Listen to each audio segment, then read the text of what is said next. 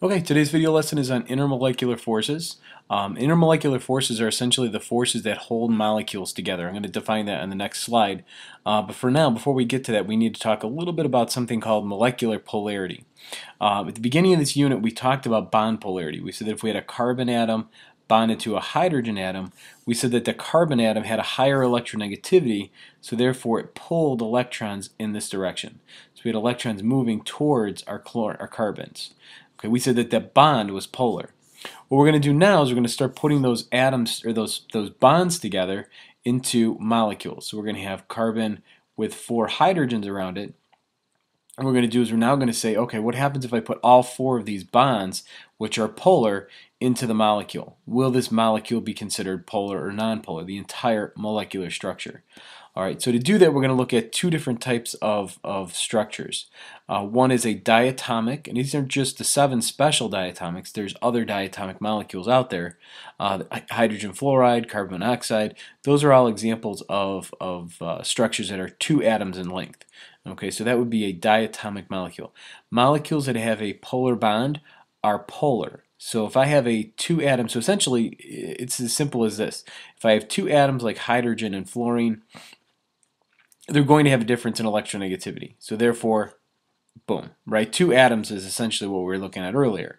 So that would mean that the molecule, hydrogen fluoride, is a polar molecule. It's a partial negative and a partial positive charge.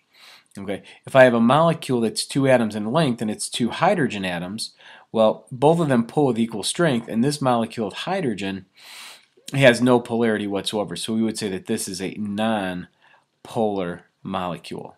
Okay, so 2 atom systems aren't so bad. When we get to polyatomic molecules, more than 2 atoms, well, just because their bonds are polar doesn't mean that they're always going to be polar.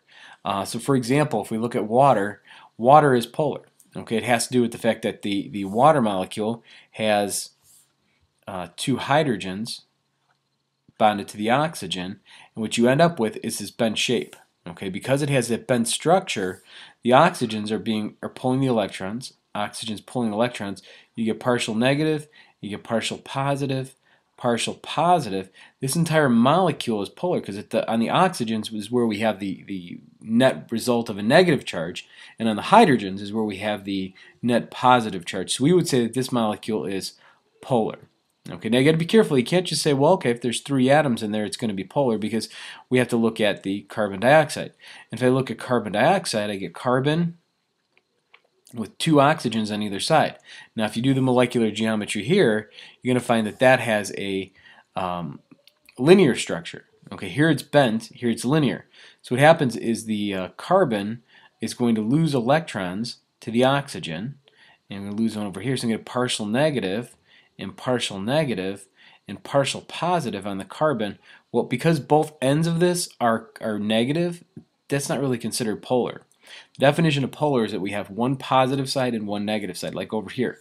We have a positive region and we have a negative region. So we have a positive side, sorry, that's a negative side, and a positive side. That's the definition of polarity.